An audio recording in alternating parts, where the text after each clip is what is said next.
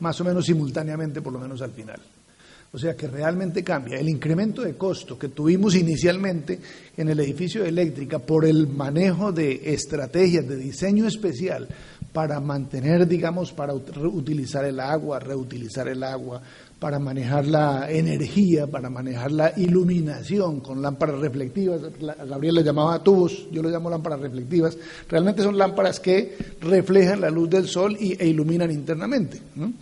Y si el sol está muy intenso, pues se reduce la apertura, y si es de noche, pues prenden automáticamente lámparas, no LEDs, porque no hay tecnología todavía LED, sino lámparas de descarga, lámparas de alta eficiencia que llamamos. Entonces, sí, por la noche, por supuesto, se prenden automáticamente, pero no tiene un sistema de almacenamiento como tal, como sí podemos tener en la generación de solar. Resumiendo, diría, las satisfacciones se siguen manteniendo. En el caso colombiano, con las estrategias planteadas por la UME, en el 2020 se supone que equilibraríamos, si se hacen esas estrategias, mejor dicho, pararíamos el incremento del consumo, o el incremento de demanda, más bien, más que de consumo, el incremento de demanda. Y en el 2030 comenzaríamos a reducir demanda, sin hacer consideraciones de diseño. Yo creo que en el diseño está el juego de todo, porque en el diseño es toda la vida útil de la instalación, toda la vida útil de la industria, toda la vida útil del edificio. Entonces, durante toda la vida útil, si yo logro conseguir el cero, claro, cero porque no es porque no satisfaga las necesidades, sino porque seguramente utilizo energías renovables fuera del uso racional, energías que puedo forzar ahí. No sé si... Bueno, la siguiente pregunta para Eduardo Carrillo. ¿Cómo y con qué mecanismos se pueden integrar sistemas inteligentes de transporte en Bucaramanga para su desarrollo? Bueno, es una pregunta muy amplia. Yo pienso que hay todo un trabajo por desarrollar, primero que todo en cultura ciudadana, algo que nos recomendó el decano de Ingeniería de Transporte de la Universidad Técnica de Praga hace 3 años cuando vino. Le dijo al alcalde aquí, primero que todo, cultura ciudadana, y él dijo, bueno, ya sabemos. Sí, sabemos, pero no hemos hecho nada, prácticamente nada, ¿no? O sea, la alcaldía ha estado alejada de eso. Dijo que había estudios, pues los estudios siguen ahí guardados. Entonces, si no hay cultura ciudadana de ahí para adelante, pues todos los semáforos que usted ponga, todas las vías, lo que quiera hacer, no va a tener sentido. Entonces, dentro del mucho por hacer, empezar por trabajo con cultura ciudadana desde preescolar, para que los efectos se vean dentro de 30 años o 20, y de ahí para adelante aliarnos por etapas a los que ya han hecho eso y lo tienen resuelto en muchas otras partes del mundo. ¿Para qué nos vamos a reinventar las ruedas si eso ya está todo resuelto? Pero sin cultura ciudadana no hay nada que hacer. Bueno, la siguiente pregunta va para Luis Gómez. ¿Estarían interesados en nuestra tecnología en eficiencia energética para transformar los residuos peligrosos en kilovatio hora? Por supuesto, y no solamente nosotros. Yo creo que este tipo de iniciativas son interesantes. El mundo está buscando en general, y cuando digo el mundo es en prácticamente todos los países, modelos, soluciones, tecnología que se puede aplicar para una mejora de producción y eficiencia energética. Es algo clave, importantísimo en un mundo que cada vez consumimos más y más y más energía y que no tenemos unas fuentes suficientemente aprovechadas, unas fuentes que sean realmente suficientemente eficientes hoy en día. Entonces, cualquiera de estas iniciativas siempre va a ser bien recibida en cualquier mercado, no solamente en el español. España es un mercado que está muy comprometido con la energía eólica, energías renovables. Tenemos picos en España que de 40 a 50% y a veces más de utilización de energías renovables. Somos en esa parte un referente, pero es un tema que se vaya donde se vaya, es una de las claves. Es importante apostar en este tema si uno quiere exportar tecnología o quiere convertirse. Hay un mercado importantísimo en la eficiencia energética. Esperemos que se aplique cada vez más. ¿Perdone? No, bueno, no sé, a través de la organización podremos poner el contacto al correo, después os puedo pasar una tarjeta, os paso mi tarjeta. Gracias. Bueno, la siguiente pregunta es para todo el panel. Dice, ¿cómo y cuánto tiempo se requiere para generar cultura en los actores que involucran el desarrollo de una ciudad inteligente? Comencemos con Luis. Bueno, yo creo, y esto es casi más a nivel personal, creo que la generación que va a hacer las ciudades inteligentes está en las escuelas ahora, porque nacerán ya y se educarán ya con estos temas en toda su vida en general. Cuando yo en concreto era joven, lo primero que queríamos hacer era sacarnos el carnet de conducir, tener un carro cuanto más grande posible. Nunca nos preocupábamos de si consumíamos más o menos.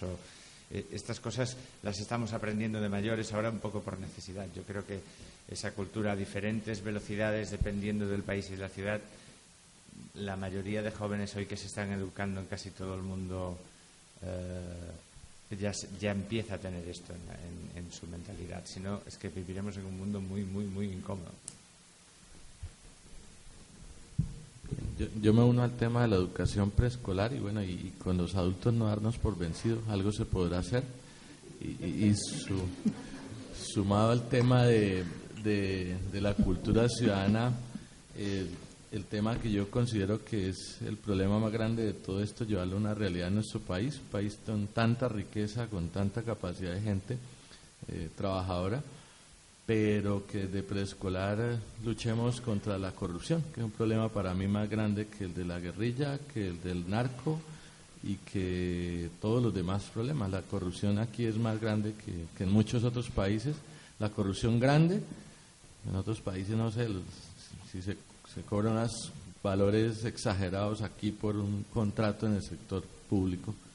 En otros países es pequeñito, 1, 2, 3, 5%, normalito, ¿no? Pero también la microcorrupción, esa que acepta una empanada o un pollo por elegir a este gobernante, eso, o sea, es la base para luego más adelante todos los ciudades inteligentes, agua inteligente, energía inteligente, porque si no los impuestos no van a alcanzar nunca. Yo creo que todo cambio cultural implica esfuerzos enfocados y de largo plazo. Todo cambio cultural requiere de unos esfuerzos que estén dirigidos a cosas muy específicas. Pero es posible, yo sí creo que es posible, no solamente con los niños en las escuelas, están creciendo, aprendiendo con unos valores que a nosotros en nuestra época o a la gente, nuestros padres o abuelos no les inculcaban, pero también con los adultos, también con la gente que hoy en día vive su ciudad, que hoy en día hace parte del problema y que puede llegar a ser parte de la solución. Y el mejor ejemplo de esto está en la transformación que tuvo Bogotá, especialmente con la primera administración de Antanas Mocos, que a punta de cultura ciudadana modificó comportamientos, mejoró muchísimo los entornos en todo sentido y tuvo incluso reducciones significativas en el uso de servicios públicos. Si ustedes ven, por ejemplo, el consumo de agua bajó de manera ostensible, el consumo de energía eléctrica, es decir, se tuvo un avance bien importante que posteriormente se perdió, desafortunadamente, en gran medida por la falta de continuidad de las administraciones, pero yo sí creo que es posible y se requiere simplemente de esfuerzos dirigidos, enfocados y de interés político. Sí. Bueno, yo pienso que... Sí, todos. No. Yo pienso que en general generar cultura en los actores. Recordemos que los actores son básicamente 5. Entonces hay que generar cultura, como lo vimos, desde diferentes puntos de vista, porque, por ejemplo, en la organización también hay que crear cultura organizacional, ¿sí? El aprendizaje organizacional. Entonces eso está sujeto a varios factores. El tiempo lo da dependiendo de si hay políticas claras en la institución para empezar a desarrollar las estrategias. Normalmente los enfoques se hacen puntuales, como decía aquí Juan Camilo, puede ser, vamos a solucionar un pequeño problema y de ahí para allá ir escalando, pero que tengamos resultados a corto plazo sobre problemas específicos para poder generar cultura. Así, ahora, otra cosa importantísima es la voluntad política, efectivamente, de quienes son los que definen las reglas, los marcos regulatorios, pues sí, las leyes para que cada uno de los procesos tenga éxito, porque estamos cansados de ver iniciativas aisladas, ¿sí? Y que no conocemos. Por ejemplo, desde las universidades hacemos pequeños trabajitos en los laboratorios. Uy, sí, yo creo cultura, yo voy a esta institución. Por ejemplo, aquí en la UNAP estamos en el proceso de generar la política de inclusión en la universidad. Y hemos visto que se necesitan muchas cosas. Se necesita un plan estratégico, ¿sí?, para la inclusión, donde tengamos una misión, tengamos una visión, tengamos unos planes de acción claros, ¿sí? Y si hay compromiso de las directivas para poder generar ya esa cultura, pues empezamos entonces a desarrollar, ¿sí? Pero todo es un proceso, solo se necesita la voluntad desde cada uno de los que tienen las decisiones en sus manos.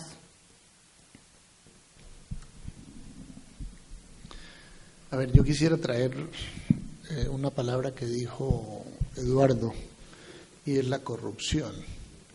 Tenemos que mirar cómo superamos esa tara de corrupción que tenemos. O sea, yo creo que los recursos del país se gastan más del 50% en corrupción directa y el otro 50% en corrupción indirecta, ¿no? O sea, es eso de subir a los amigos y subir tal y evitar que la gente que vale y la gente que tiene ideas suba, eso es lo que impide que el país realmente cambie. Y en ese aspecto tenemos que cambiar el país completamente. Esa cultura de que yo cuando me enfrento a un policía de tráfico y le meto un billete ahí cuando le entrego, que es desgraciadamente tan común esa política del policía de tráfico de andar buscando que si yo le ayudo, que no sé qué, y demorar hasta que saque el billete, esa cultura tenemos que erradicarla hasta la más mínima. Yo creo que el trabajo es con fuerte cultura y la pregunta que tenemos que hacernos día a día es cómo hacemos para cambiar la cultura. Yo apelo a la segunda ley de la termodinámica, decía que si yo voy haciendo cosas, entre más cosas haga para hacer una sola, pues produzco más desorden, más caos. La primera ley de la termodinámica dice que si usted hace cambios pequeños, los logra ser más eficiente. Por eso en una planta térmica, antes de convertirla a vapor, hay un precalentador para calentar un poco más el agua y que el cambio sea más pequeño, y después de salir el vapor todavía se coloca un recalentador para utilizar más aún esa energía. Es un poco la forma de producir eficiencia. Entonces, si pensamos que una revolución me cambia el país, realmente son más las taras que trae que lo que hace realmente. Entonces, el cambio tiene que ser cultural y el cambio es de generaciones. O sea, que nos vamos a gastar un poco de generaciones en hacer ese cambio. Y en este momento lo que vemos en general no es un país en el cual se promuevan los valores, no es un país en el cual se promueva la transparencia, no es un país en el cual se promueva la honradez. Entonces tenemos que hacer ese cambio primero.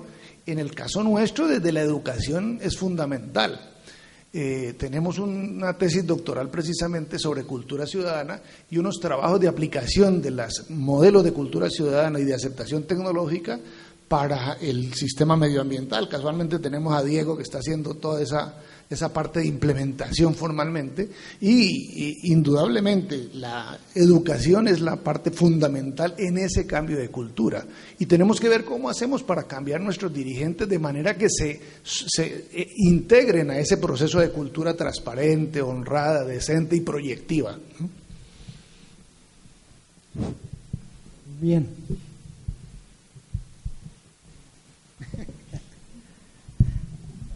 Creo que han comentado todo. Un tema que quisiera enfatizar es la educación, ¿no? Yo creo que ahí es el foco fuerte donde tenemos que trabajar. Nosotros, desde la universidad, por eso quizás llamamos el edificio un laboratorio vivo, porque los estudiantes nuestros de ingeniería eléctrica y electrónica es un laboratorio básicamente de aulas, es decir, que ellos están ahí permanentemente. Entonces están sintiendo que hay una edificación en la cual hay un manejo eficiente energético que se puede hacer. Entonces ese tema del ejemplo de tener cosas que estemos tocando permanentemente terminan generando esa cultura del manejo, ¿no? Por ejemplo, ahorita vamos a incluir bebederos de agua para tratar de que utilicen lo menos posible el agua embotellada, que es, como ustedes saben, las botellas plásticas es de lo que más contamina. Entonces, ese tipo de acciones en vivo, permanentes, dentro de los procesos formativos son muy importantes, y yo creo que Juan Camilo lo dijo muy claro, la educación es fundamental para que realmente tengamos opciones de ciudades inteligentes. Ahí tenemos que enfocar mucha energía. Y por eso desde las universidades tenemos cada vez que más bajar lo que hacemos a la educación básica y a la educación media, es decir, demostrarles que la ciencia se puede mirar desde abajo y que es muy importante ser cada vez más conscientes de la importancia de la sostenibilidad, es decir, que este planeta está en un momento crítico, que desafortunadamente los que más van a sufrir de esto son las generaciones que están surgiendo hasta ahora. Entonces hay que enseñarlos, porque realmente hay que ser muy inteligentes en el manejo. De aquí en adelante a ellos les va a tocar una vida más complicada en ese sentido, y creo que nosotros, los que estamos un poco ya saliendo de esta etapa, tenemos que bajar a enseñarles estos aspectos a la gente para que crezca en ese sentido. Yo creo que esa es una parte fundamental para lograr realmente ese tema de la sostenibilidad. Bueno, la siguiente pregunta es para Gilberto Carrillo. ¿Es rentable para una familia promedio, estrato 3 o 4, instalar celdas fotovoltaicas en sus viviendas? En veredas están instaladas, pero subsidiadas totalmente por el gobierno. La respuesta rápida es sí. Nosotros hicimos un estudio para el estrato 4, y en el estrato 4 de Bucaramanga sale un poquito más barato la energía, el kilovatio hora producido por energía solar directamente montada en la vivienda, que la que proviene de la electrificadora. A nivel de generación, no. Todavía, digamos, si yo montara una planta solar de 20 megavatios para ofrecer energía a Bucaramanga de estrato 3 y 4, no es rentable. Pero acuérdese que fuera del costo de generación hay un poco de costos adicionales, de servicios, de la superintendencia, de distribución, transformación, etcétera, y entonces a nivel de usuario sale más barato. Hay otros sitios donde sale más barato, por ejemplo, indudablemente muy rentable en estrato 6, estrato 5 y 6 es rentable, en el estrato 4 está un poquito por debajo, dependiendo del sitio es posible que se ajuste, pero sería rentable, porque de todas maneras desde el punto de vista ambiental es rentable, desde el punto de vista económico es rentable, y desde el punto de vista financiero está más o menos en ese tono. A nivel de estrato 4 podría estar más o menos como idea de los costos en este momento. Los costos están bajando. Hace 5 años estaba a $3.5 por vatio pico. Ahorita ya está casi a $0.5 por vatio pico, y estamos hablando solo de las de silicio, sin hablar de las nanosolar ni de las de la Universidad de California, que tiene que todavía producir todo el desarrollo industrial, ¿no? Nosotros también estamos pensando en producir celdas solares. Ya tenemos algunos estudios de pregrado con grafeno, y tenemos una profesora que ha trabajado la tesis doctoral sobre electrodos con algunos elementos mucho más fáciles de conseguir que las que utilizan a nosotras, que son cobre, indio, galio y selenio. Entonces, es posible que logremos montar un prototipo. Lástima que las regalías de Bucaramanga, de Santander, ya estén acabadas para este año y el entrante, porque sería la opción natural, digamos, para generar ese prototipo, para desarrollar ese prototipo y desarrollarlo. Bueno, la siguiente pregunta es para todo el panel. ¿Qué indicadores de construcción de las TIC hacia Smart Cities debe desarrollar Colombia para entrar en los estándares internacionales?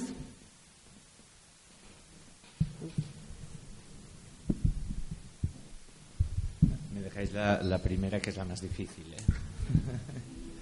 Bueno, no conozco tanto Colombia como para poder dar una respuesta clara a este tema. Yo creo que hay un indicador, por lo que os voy escuchando, uno de los muchos temas que se hablan que nos pueden ayudar las TICs es hacer un control o una gestión más democrática de las ciudades. Aquí estamos hablando, como estáis hablando de corrupción, estáis hablando de temas que son muy conflictivos.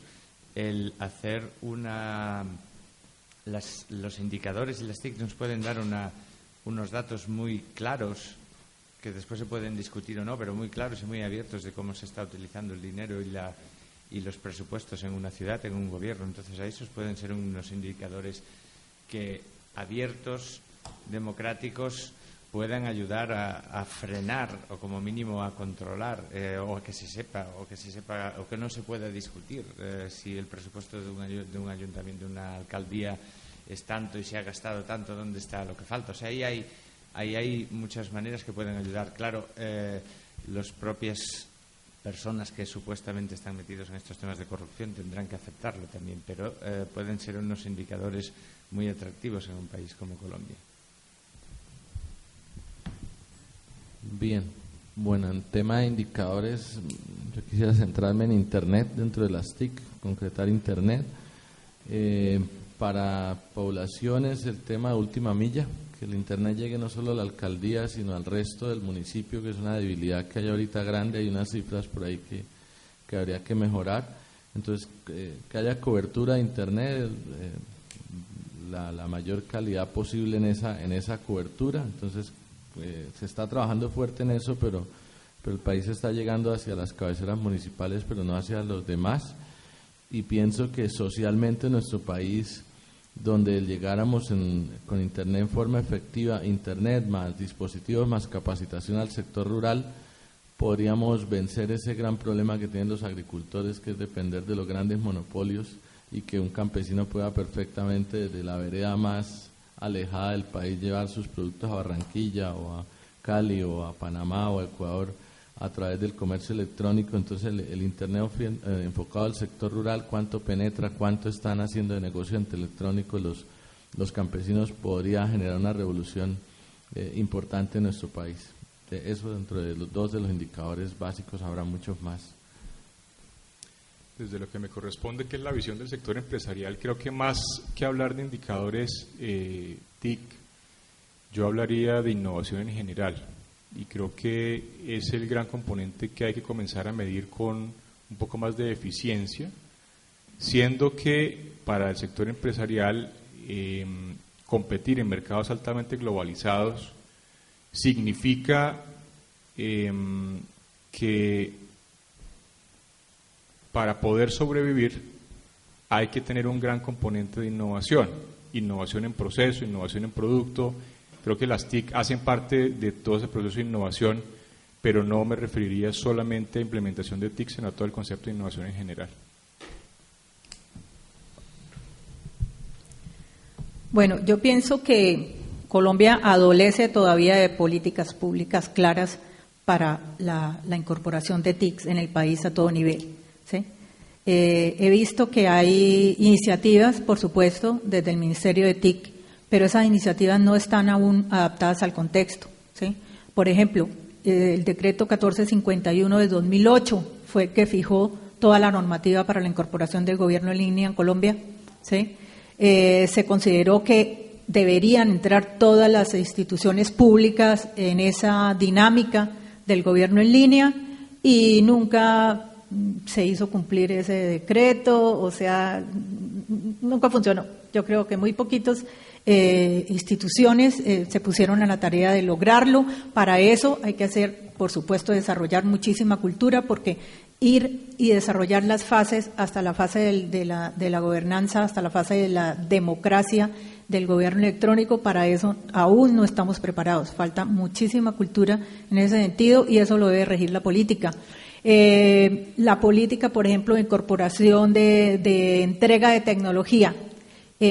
Lo digo por la experiencia que he vivido en cuanto al proyecto Computadores para Educar, que en un principio fue desastroso, después se fue encaminando las ideas y reorganizando el proyecto para que de verdad fuera efectivo a las escuelas donde se entregaban los computadores y que aprovecharan al máximo esa tecnología. Pero supe de casos que se llegaron a la escuela rural con 20 computadores de última generación y no tenían conectividad cero, y los computadores se quedaron en las cajas.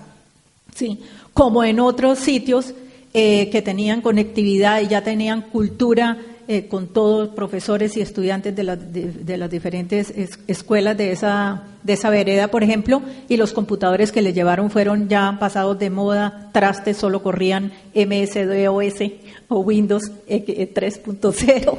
Entonces, por supuesto, esa tecnología se quedó ahí perdida, ¿sí?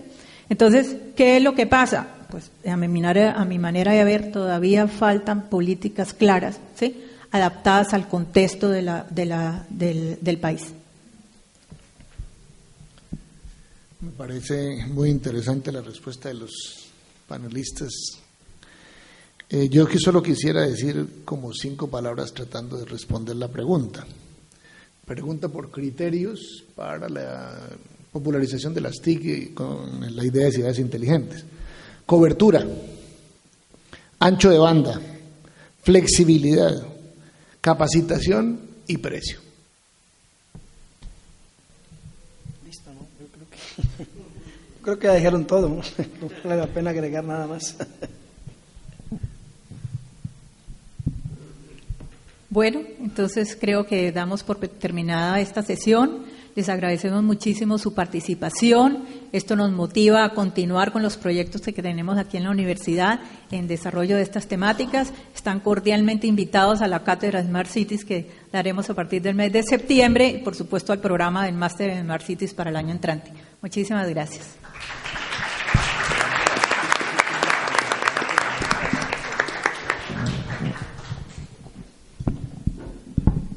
Bien, creo que podemos decir que hemos demostrado que somos inteligentes porque creamos cultura. Muchas gracias a todos ustedes por la paciencia, por estar toda la jornada. Sabemos que es una jornada larga, pero tiene muy buena compensación. Los invitamos a que nos acompañen en una copa de vino y muchas gracias nuevamente por estar con nosotros. Y recuerden que esta siempre será su casa. Feliz tarde.